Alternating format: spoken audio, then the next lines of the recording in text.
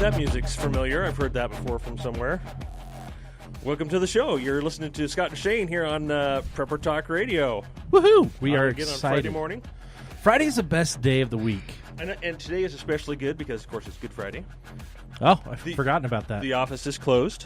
Yeah. So I'm happy about that. Well, my office is not. No, PrepperCon's definitely not closed right now. It's full speed ahead. We're in the final throes of the greatest event to hit Utah every year. For those of you who haven't heard of PrepperCon yet, I don't know where you're living, what rock you're under, but get out. In 1 week from today, PrepperCon is hitting the Southtown Expo Center. That's 9757 South, or 9725 or 52. I don't know. Everybody knows where you Southtown's can't miss at. it. It's Yeah, Southtown right Expo there. Center. It's on State Street. Something South, 9200 It's huge. South. We're the north State end of the Street. building, so halls 4 and 5. And in the nation, this is the biggest, best preparedness, survival, off-grid adventure expo, hands down. I mean, we've got vendors from all over the nation bringing the coolest gear. We've got Survival Medical, who's our show host here. They're also sponsoring PrepperCon, which is fantastic. That's right, I forgot to come in with Survival Medical. And if you want to check out their gear before the show, go to survival-medical.com. We'll talk about them a little bit more later in the show as well. But we've got a sweet show today. Like we're going to be talking to Quick Safes first. And if you haven't seen Quick Safes, again, are you living under a rock somewhere? Because and we love local companies. Absolutely. And I guess first we should do our due diligence, right? Survival Medical, survival-medical.com, our wonderful sponsor. Check them out. And they'll be at PrepperCon as well. That. Yeah, I know, but it wasn't so formal. I don't know. Anyway. It doesn't have to be formal. That's the cool thing about it. You're right. So welcome to the Shenanigans Show. Okay. If you were listening earlier this week, we were on both Monday and Tuesday from 4 to 6 filling in for Larry Freese. Yep. And if you didn't catch it, go back to the archives, listen in. We had some fun guests. They were a lot of fun. We had good shows. Absolutely. And so today we have Luke in the studio from Quick Safes. Luke, how you doing? Good. How are you guys doing? Thanks for having me on. Yeah, absolutely. Thanks for coming in. Well, we're excited. So for those of you who are going to watch this on YouTube later, make sure you do because you'll get to actually see what we have in studio that I'm resting my arm on right now. It is probably one of the coolest things. It's covert. You don't see it. You notice it, but you don't know what it is. It's there, but you don't. Yeah. Right? Hidden in plain sight is what we say. Hidden in plain sight. Exactly. This is awesome because it's a gun safe that is a shelf or money safe or money silver safe or medication. People use it for medication. Okay. Yeah. Oh, fantastic! And this isn't the only model you guys have. So, Luke, why don't you break it down? Tell us about this product. And also tell us about the vent safe that we have. And, of course, be descriptive because this is the radio. Sure, yeah. So it's just a regular floating shelf. It looks like it actually made in Orem. We're really proud to be a local company. So handcrafted in Orem. And what you do is you use an RFID card on the top part of the safe in a kind of a secret location. And once you touch your RFID key to the secret location, it pops down and reveals the secret compartment. So this RFID card is kind of like an access card for a door for an office building where you might have carry around, like you'd see in a hospital or a government building. What about like key fobs? Yes, so it comes with a key fob. Okay. The favorite amongst our customers, we've got this little token. It's about a nickel size. And you can hide it anywhere. You can put it under a candle or under. But essentially, put it on your keychain. Anywhere you want, yeah, okay. Anywhere you'd like, yeah. So we give you a keychain, and then we give you this token as well. Okay. And so people will put it on a candle. They'll move the candle over to the secret location, and then it pops down. It's very Scooby-Doo-esque, right? Yeah, James Bond, Scooby-Doo. That's awesome. Okay, Raggy. So this is one of the things I've personally wanted one of these for a long time, and we tried to get you guys out here last year too. Yeah, because it actually secures things, hides it out of the way. I mean, it's great for passports. It's great for your sidearm, secondary gun. I mean, you can put your silver coins, your gold coins. What's the weight capacity? How much will this hold? 75 pounds is what it will do. Yeah, more than the shelf will hold itself. Yeah, more than you need there. And we say use it for your weapon. I mean, for your gun safe is for your guns that you don't need immediate access to. Mm-hmm. But the weapon that you're carrying every single day that you need to put away so that your kids can't get to it, but you still need quick access. But you need immediate access to. Right. So we say put your guns in your gun safe. Put your weapon in your quick safe. Brilliant. Very and that's really the key, is because, it is important, like you say, to have a safe. If you have, enough guns or whatever, silver or whatever, that you need to keep safe. But you need to have quick access. For me, I keep it on. I keep my sidearm on me all the time. Well, but does your wife? But no, my wife doesn't. And when I'm gone, she needs to have quick access to something. So this makes perfect sense. Yeah, I've got my first kid coming any day now, any minute now. Like we almost, actually last night, we almost went in. We went into false labor. We're like, it's time. No. And so right now I'm carrying, instead of my normal 72-hour bug-out bag, get-home bag junk, I've got the hospital. Yeah, what do you call it? What's the tag on there? It's called Active Duty. DOOD. What does it spell? How's it spelled? Poop. Active poopy. Active duty. Active duty. I don't know how to spell that crap. But so I've got that with all my stuff, and it's funny because we're like ready to go, and you have to be able to respond at a minute's notice. Well, if there's a home intruder or if there's something else going on, you've got to be able to act and respond just as quickly. And having one of these in your home, I think, is brilliant because it's hidden in plain sight, as you said. But it's so easy to use. You train the adults how to access to it. You put it out of reach of the kids. If the kids are small enough that they and nimble enough that they can get to it, then obviously you change where you're putting your RFID cards. Keep the key fob on you at all times. But this is great because my wife won't carry. She's got her CCW, but she won't carry when she's home. Okay. I do. You do. So a lot of people do, but some people don't, or they don't feel comfortable, or they want to put it away when they get home. And we can talk a little bit more about that in the next hour. We're going to talk more guns. But, yeah, absolutely. For me, I carry a full size, and it gets a little cumbersome sometimes, and it feels, depending on what I'm wearing, what belt and what pants and so forth.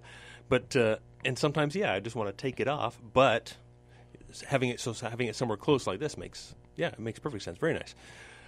So where else? What other options do you have for concealment other than this self? I know you have more stuff than just this cool. What is it? Oak? Is it? It comes in walnut, black, white, or natural birch. Oh, there you go, right there on the box. There. Yeah. Yes. So this was actually our second product. Our first product we made looks like a vent, and that's more popular. I think a lot of the viewers probably have seen it on Facebook and whatnot. But so we made it looks like a regular fresh air return vent that you would see in any home or office. And you just cut out the drywall between the two studs, and it fits right in there. And that's the more popular one. Me and my dad were making it out of our garage at the beginning. And awesome. It just looked kind of rinky-dink, but we thought there's a need for this. So we went down to a gun show in St. George. We brought maybe 20 of them that we made out of our garage. And we sold every single one the first day of the gun show. That's awesome. Yeah. And so we knew we had something. We brought on an engineer to really make it look better. And we took that product to SHOT Show in Las Vegas. And if you don't know what SHOT Show is, it's the world's largest. And you have to be a vendor, or to go you there. Have to have some. You have to be a buyer, seller, or press to get there. Okay, and I've been there you guys know as a fake buyer, and I've been there as press. And press is a lot cheaper, by the way. Yes, it is. But this is one of those types of products that it's kind of a type of product, right? Oh, I need one of those. Oh, I want one of those. Oh, it's simple. The vent, I think, is brilliant because you can put it almost right by the front door. Or you can put it in the hallway. Very inconspicuous. It just blends right in. And, I mean, obviously you can paint over the top of it and change the color of it to match your home, but most air vents are white anyways. I think having a traditional safe is a good idea. However, it's a target. I mean, if people know you have a safe and or if someone's in your house robbing your house, there's the safe. That's where everything good is, in the safe, right? Yeah. So it's a target. So if it's not either mounted properly or they have enough, manpower or gear to get that safe out of your house, you lose everything. So I kind of use this technique more around my house of hiding things inconspicuously rather than putting it in a target safe. Yep. Yeah, those little safes that slide under your bed that have the little key code. You look under the bed, you see that, I'll just take it, I'll break into it later. This is trying to avoid that, Yeah, unless that's secured to the floor of the bed, whatever. It's they're just going to take that with them. So what good is it other than maybe keeping your kids away from your firearms and your valuables and such? Which you should. Yeah, absolutely. But there's different purposes to different types of safes, and this is the easy, quick access, hidden in plain sight version that I think is a must-have if you're concerned about home protection. If you're concerned about having something quickly accessible, I mean, get 2 or 3 of those, put them in your house in different strategic locations. Yeah, absolutely. They're all hidden in plain sight. You can have a combination of the vents, combination of the shelves. And the other products. Let's kind of jump into the other products. What else do you guys have? I know you have the shotgun. Yeah. So a shotgun lock. We found that a lot of people use a shotgun as home defense. Yeah. That's kind of a given. People, that's what they want, is more spread. So, but a lot of people are leaving a loaded gun in their closet. That's where you put it. Yep. And there's no replacing teaching your kids. You have to do that. But this is kind of just to take it a step above that. It's a shotgun lock that locks across your pump action. So you can have a loaded gun in your closet. It's mounted to the wall, but it uses that RFID card, and it's spring-loaded. So you touch the card to it, you have immediate access. Now you rack one in. So the tube's loaded, and now you can rack one in. And there's nothing scarier than hearing the sound of a shotgun getting racked. Well, there's one thing scarier. What's the that? blast of the shotgun. Watching your buddy go down because you were invading someone's house who happened to have a shotgun. You hear that sound, you're like, oh, crap. You hear the boom and a thud. Okay, yeah, that's to me that's the other scary. guy runs. Yeah. If there's two guys, but yeah, no, that is a great tool. And that's I think one reason why I don't keep one in the closet. Yeah, is because I don't have anything like this that I could keep it safe. It's much easier to conceal a handgun, or hide it under in a closed drawer or whatever. Obviously unsecure, but for a shotgun, mount that. I can picture this in my house, just inside my closet door, to where it's unseen, yet I could reach in, activate it, grab it quickly. Yeah. And that's really is the key to defending your home, is that you can have quick access to it. Immediate. And a lot of these little boxes out there, they either require your fingerprint, which, I call that somewhat unreliable. Very unreliable. So we've actually tested those. So Ben Hansen, one of the other founders of PrepperCon, he's got a bunch of different systems, and we've tested a lot of these. And the ones that seem to work the best are the RFID. They're the quickest to respond. Right, all the fingerprint ones, they take time because they've got to read it, and if they've got to cross check it versus all the other fingerprints that are in there. Some of them are like, okay, you can put 3 fingerprints in there. Some of them I can put 50. Some can put hundreds in there. But under stress, how are you going to have the patience to put your finger there or put the right finger there in the right place? Exactly. So, and the other thing is if you've got an iPhone that has fingerprint scan technology, how frustrated do you get when it doesn't work the first time? That's going to get heightened. Yeah. When you have a gun in a safe, an intruder in the house, and you're really quick access. You're trying to get it to go, and that finger's not working. Okay, the other finger's not working. Then you get sweaty, and then all these other problems arise. Or if it's a combination, you have to remember the combination. You have to dial it in properly and set the dials just right. It's troublesome. Whereas I can see this being the quickest way to access your firearm. Yeah, and that's what we take pride in, is that you don't have to remember code. You don't have to put your finger in the exact spot. You can hide the key on the shelf or on the wall where the vent is, and you know exactly where it is, but nobody else knows where it's at. That's very cool. So, but you also have a handgun safe as well, correct? We do carry similar to the shotgun one. I mean. No, we don't. We actually don't have one for the handgun similar to the shotgun. Just the shelf and the vent. We do carry other products that we don't necessarily manufacture. Okay, that's what I was seeing on your site. So that's probably what you saw. Yeah, there's one that we carry that sits on the side of the bed, and it's a combination or a fingerprint one, because a lot of our customers like it's kind of a cool thing, and they like that, and so we started carrying it and we sell it a lot. But not near as much as the RFID, and I get complaints about it, where here I get no complaints as far as the quickest access. Yeah. All right, awesome. So looks like our break is coming up here real quickly. Thank you so much for joining us, Luke, here from Quick Safes. Now, tell us your website address. Quicksafes.com. You can check out all of our sites, and we're giving a couple of these away at PrepperCon. Oh, yeah. These are awesome. Make sure you hit PrepperCon so you can win one of these. Fantastic. We'll catch you guys after the break. And, definitely come and see Luke at Quick Safes at PrepperCon. All right, welcome back to the show. You're listening to Prepper Talk Radio here with Shane and Scott. And Luke's hanging out with us, too. We like him so much, we're going to keep him around for another 20 minutes. Fun guy, absolutely. And he's got lots of followers, so we need to mooch off him there, too, to get the word out here. If you don't remember, it's Quick Safes. Check them out, quicksafes.com. And as you know, or if you don't remember, our show is brought to you by Survival Medical. That's survival-medical.com. It is First Aid Evolved. And I want to point that out because you can get a lot of different cool products out there. this particular line is hospital grade, 100%. It's all bought from the same provider that provides like roughly 60 to 70% of all the hospitals, hospices, et cetera, in the United States. And that's what they use in these kits. But the thing that I love about them is they've kind of cracked the code on long-term storage of your first aid. And that for me is a game changer, because then I don't have to worry about like my bigger kits going bad in the next 5 to 10 years. It's still good up to 20 years. And I don't have to stress it. I don't have to fret it. I can put it with my food storage.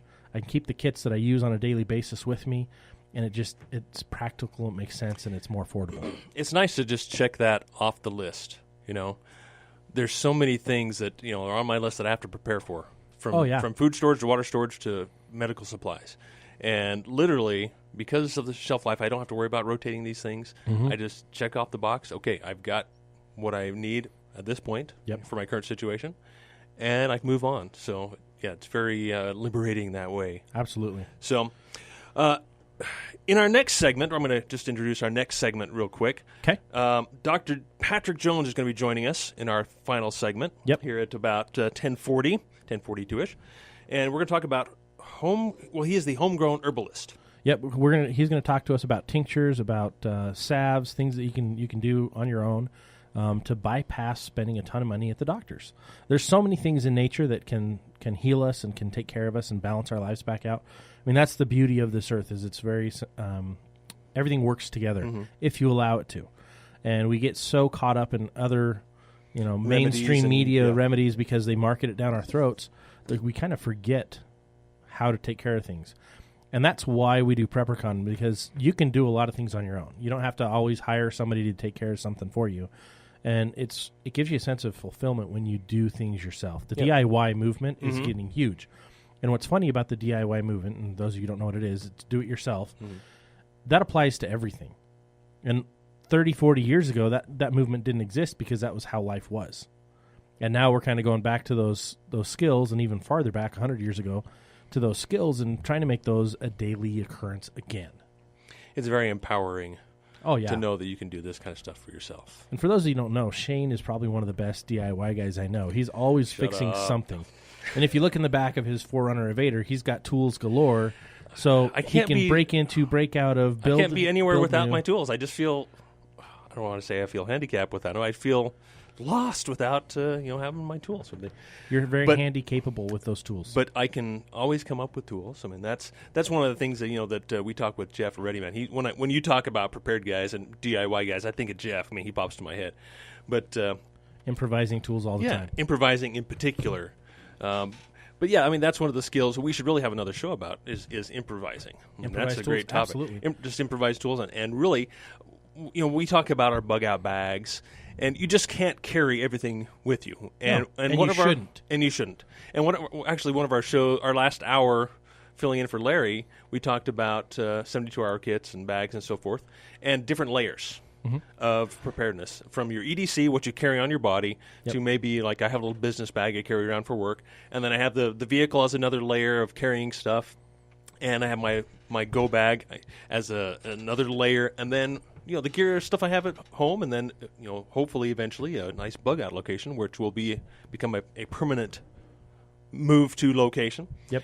But so I think as part of this, these tools that we have, we need to be able to learn to improvise, because like you say, you can't always have everything on you at any particular time.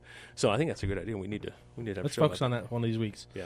After PrepperCon, of course. We've only got one more week. Or maybe 2 weeks after, so you get some breathing time, right? Yeah, especially with Baby Dew. So, that reminds me, next week we're going to be broadcasting live from PrepperCon, as well as I think majority of the shows, if not all of them. Yeah, everything from 11 o'clock on next week for Friday and Saturday is going to be broadcast live from PrepperCon. All the shows are going to be broadcast. We're going to be interviewing all the different product lines. We're also going to be live streaming through our Facebook pages some of the content. So the Prepper Fashion Show. So if you're not in state, you're not able to get out here, you'll get to see some of the highlights. Some of the classes will get live streamed. Very few, but we've got 80-plus classes at PrepperCon. We've got survivalist experts like David Westcott, David Holliday, Alan Kay, and Nicole Apelian. And both of those last two, Alan and Nicole, they're actually 58, 57 days in the wild, testing it, proving it by themselves on History Channels alone. So they've got some really cool real-world experience, plus, not sitcom, but reality TV. Reality TV, there we go. But, man, they're funny. They're awesome. They have their psychology of survival is, I think, the key to helping them survive through what they've gone through. And they're going to have classes on that. We've got so many amazing classes. I mean, we even have suturing classes. And that class is a pay-for class, but everything else comes free, right? All the other classes are free except for one herbal remedy class that Dr. Jones is going to talk to us about in the next segment. But we have handgun classes to help you understand better how to use them, how to disarm somebody that has one, how to access what you have and use what you have. But everything we focus on is really the drilled down basics that you need to be practicing, you need to be working on. And I think the key is, okay, if you think you know everything and you go back to basics, you realize you don't know everything. Oh, absolutely. Because that's one thing that Scott and I do. We always prep for every show, and, we think we know everything. We think you know all the basics, right? But I don't. Okay, well, I do. Shane's smarter than I am, though. We think we know everything, but I'm just more humble. We go into, there, you got kidding. me there, no. But the point is, we go in, we try to refresh ourselves and our memory, and then we realize, I totally forgot about that. And it's just, great practice to even the basic classes. Oh, yeah. So if you think they're going, I'm too advanced for this, go sit in the class, and I guarantee you're going to learn something because these are fantastic instructors. And some of our classes are a little heavier. They are a little. They have more content, and they can get pretty analytical. I mean, our EMP Q&A with Cache Valley Prepper, that is one of the most technical classes we're going to have there. But this is the do or die. You need to be at this class if you want to understand EMPs, the truth about EMPs. There's a lot of misinformation out there. Now, if I want to feel stupid or dumb, I start chatting with Cache. I tell you, his level of intelligence on all these topics, his layers, his depth on these topics far exceeds most of what I can expound on. Absolutely, and he does this full time, and he has some of the best mentors in the industry.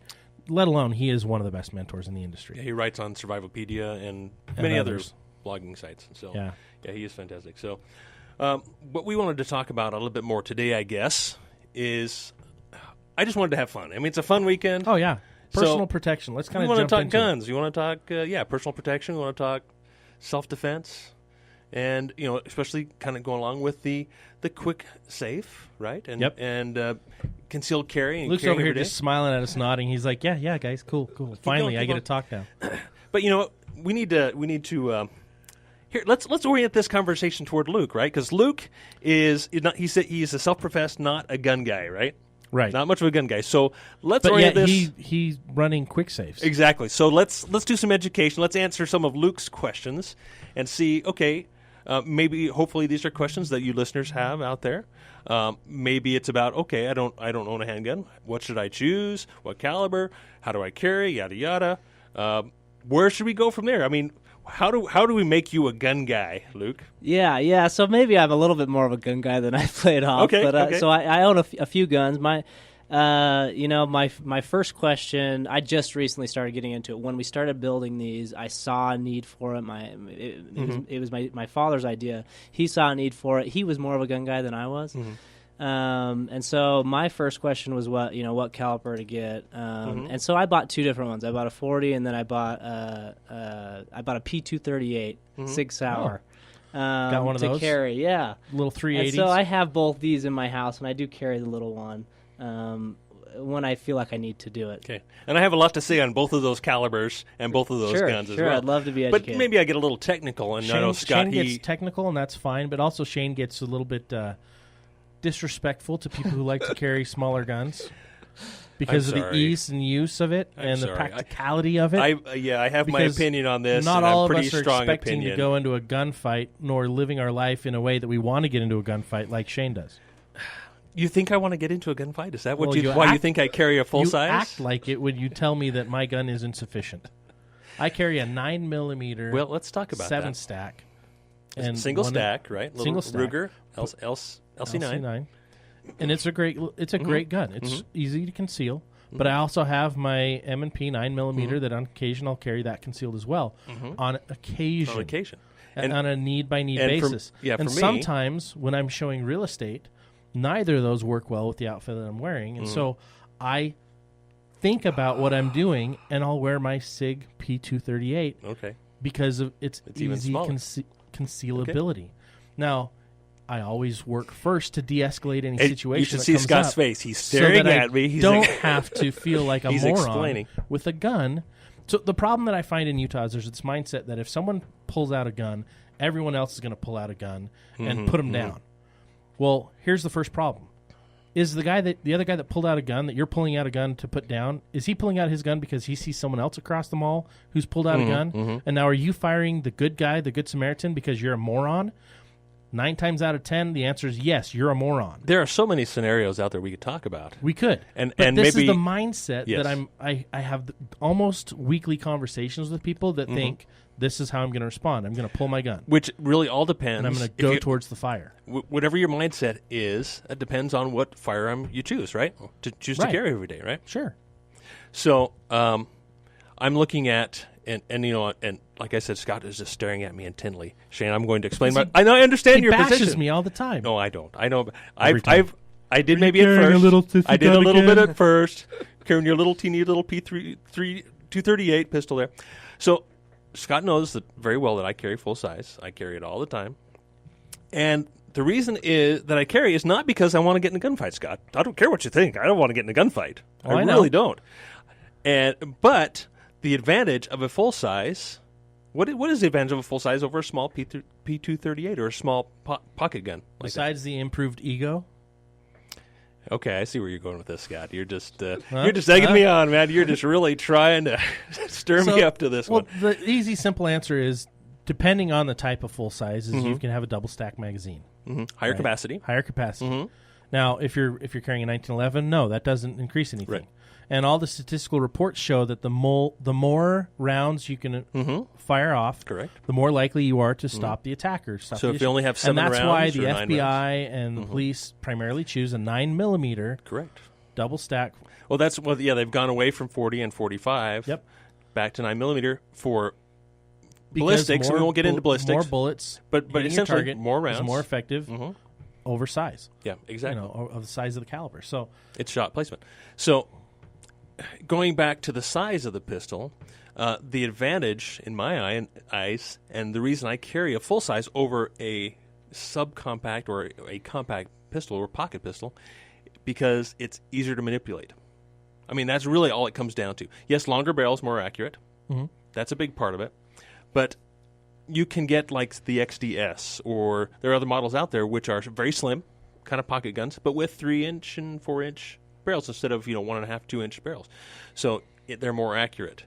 But also, holding that handgun in your hand under stress is much easier to manipulate when under stress, being full size than a pocket. I mean, that's really ultimately what it comes down to. We've got a caller. Well, that's our VIP line. So that's our guest for the next segment. guest for the next segment. He's a little early. He's going to have to call back. So do you see where I'm going with this? Rather, I mean, yes, a full size is harder to conceal depending on how you dress. Yep. Like this T-shirt I'm wearing, it's a little bit on the tight side. So yeah, I can absolutely see print. your printing. You can see my additional magazine. You can see my full size Sidearm. firearm sticking out here, especially as I lean. So absolutely. I went to a wedding last night. I was carrying tucked in. Nobody knew anything because I dressed appropriately. Right.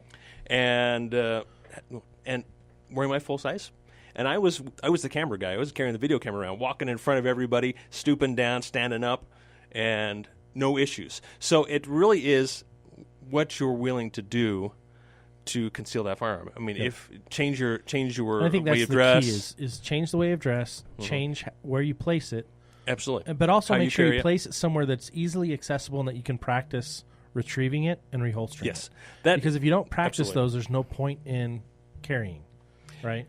Yeah, that is extremely important. We could take a whole segment just talking about how to retrieve your handgun, how to present it, and how to and all that. So, but we're down to about the last 30 seconds or so.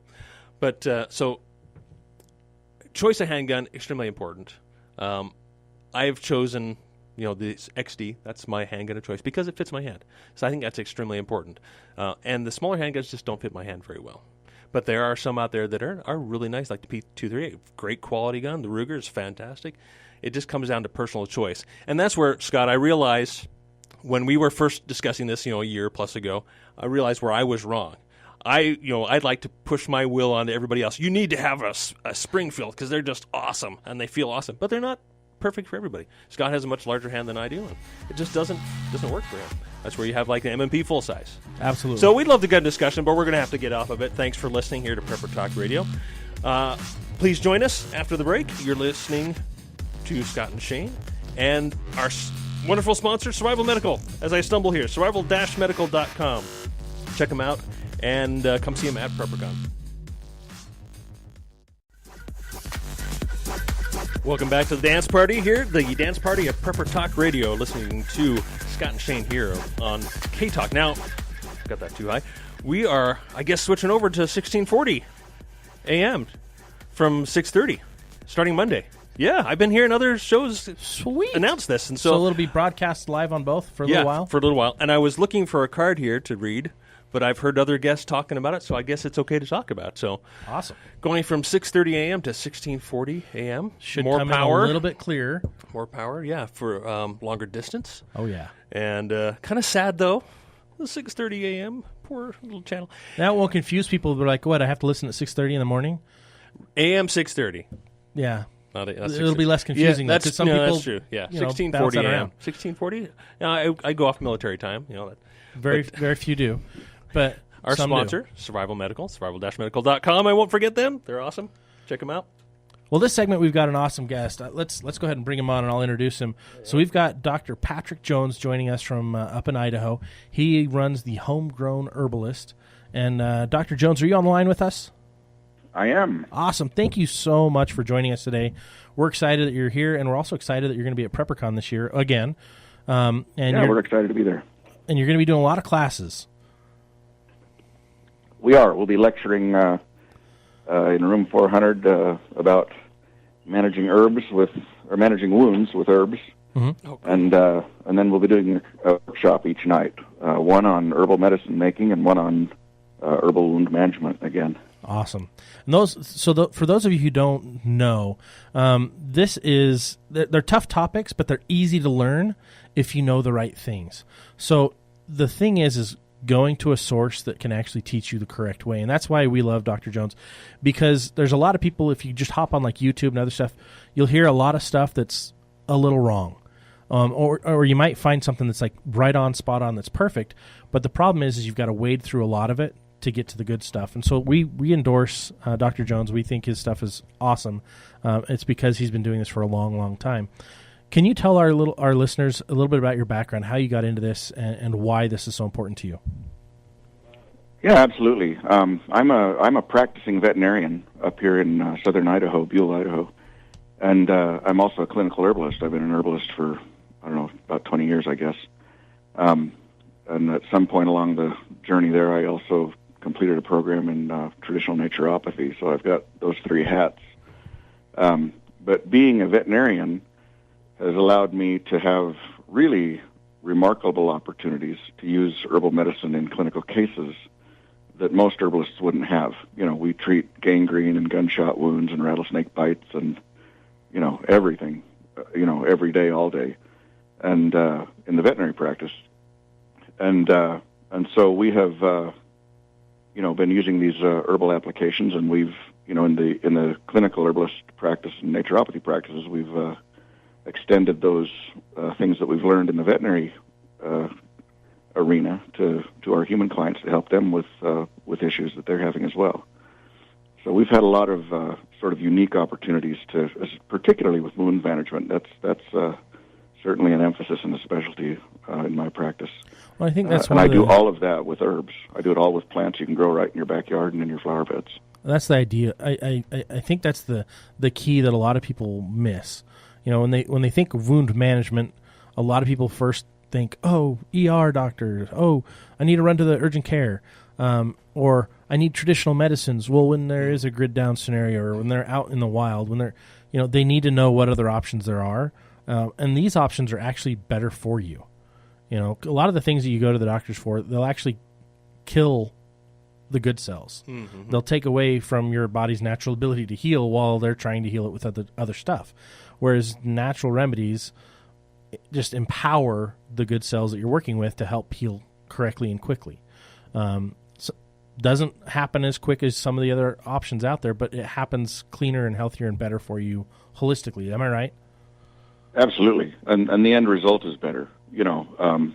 With a lot of the wounds that I treat, the only other option would be a skin graft, and so you have this very unsightly graft for the rest of your life. Whereas with you, if you treat those wounds naturally with herbal remedies, topically and internally, that wound contracts completely, and you have a fairly small scar. That's awesome.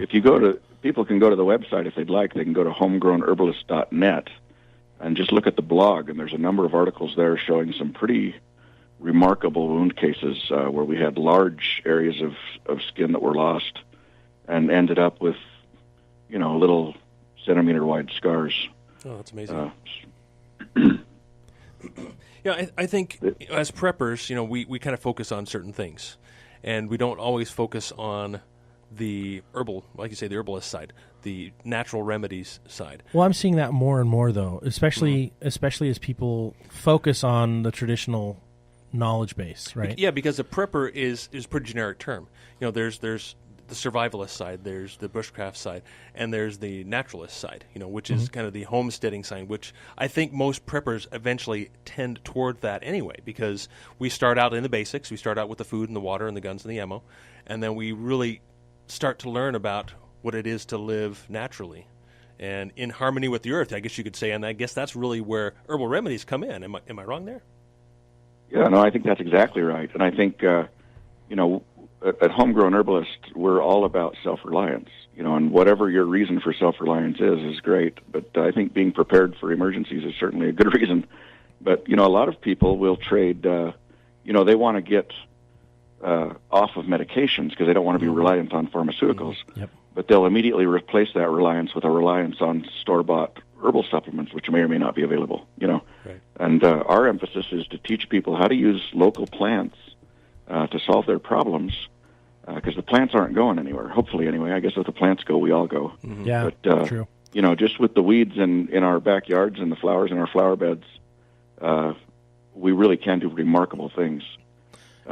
It's for amazing. Healing. And you said weeds, and I think that's something we need to point out. It's amazing how many weeds are medicinal. But we call them weeds. Right. And that's just a derogatory term, right, for an herb. Yeah, well, prepper's sometimes a derogatory term, too. Yeah. So tell us about some of those weeds, and I'm doing air quotes here, that you find the best, medicinal use for. Well, I'll give you a classic example of a weed that is in absolutely everybody's yard. And if it's not in your yard, quit spraying, and it'll be there next week. But that's mallow, the little cheesies that grow in everybody's lawn. That plant is a terrific plant for respiratory things, for digestive issues, for bladder infections, and it will actually reverse the early stages of gangrene. If you've got a gangrenous wound starting where you get that line on the tissue and everything on the other side of that line is going to go south and die, if you get mallow on that and on that topically and in them internally, I've seen it every single time turn that around and save that tissue. So do you use the cheesy part of it, or do you use the leaf, or the root? I usually use the root. But the whole plant's medicinal, and the whole plant's edible, too. And that's another thing we always talk about is, if things get bad, there's a lot of stuff out there you can eat. Yeah. Well, I always go to that plant and kind of show my kids, hey, see these little fruits, you can eat these, and just pluck them all off and throw them in my mouth. Yeah. And they're like, oh, gross. So, no, absolutely. I've done that since I was a kid. That's why we call them cheesies, right? Because I don't think they really taste like cheese. Yeah, mallow's great. So another plant is plantain, and that's another common weed in people's lawns. Mm-hmm.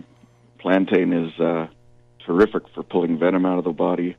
It's a good diuretic for bladder infections, but I use it on rattlesnake bites, really serious bacterial infections, systemic bacterial infections, where there's a lot of toxicity in the blood. I've used it on blood poisoning cases. Now, do you use, again, kind of the root of this plant? I know the whole plant. On that the one, whole the plant. Okay. Yeah. Because I know some plants, you can't use everything. But some plants, like you say, you can only use the root or you use the fruit or whatever on it.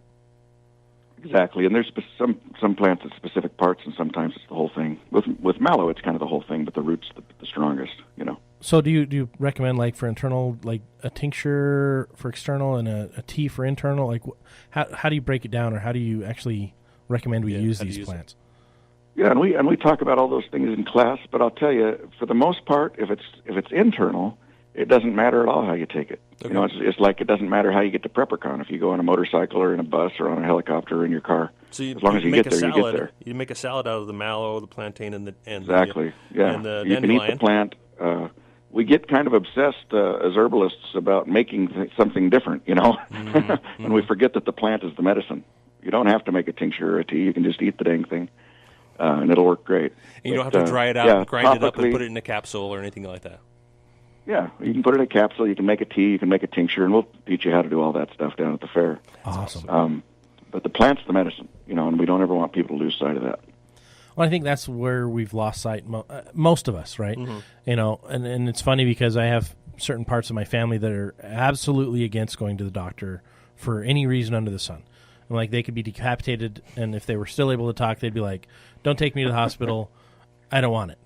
You know, but then there's the other side that's like, Johnny has a sore throat. Let's go to the doctor. I got a stubbed toe. It's time to go to the ER.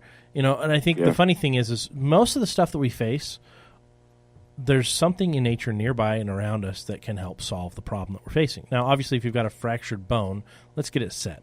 You know, if I've got a dislocated shoulder, let's get it set. If I've got an open wound, let's treat it properly and have someone that knows what they're doing do it.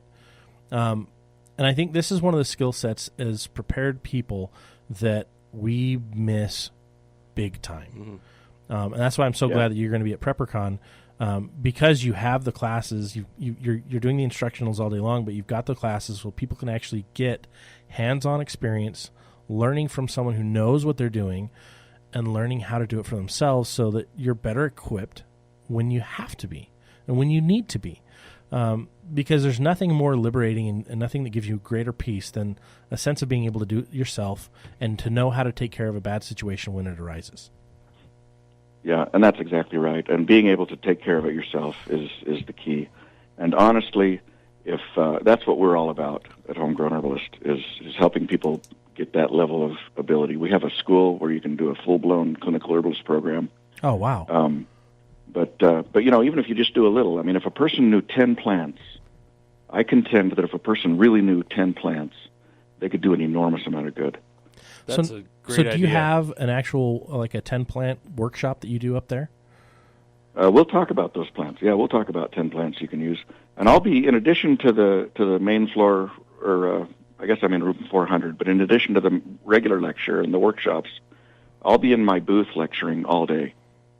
Every hour we'll have something going on. That's booth 228.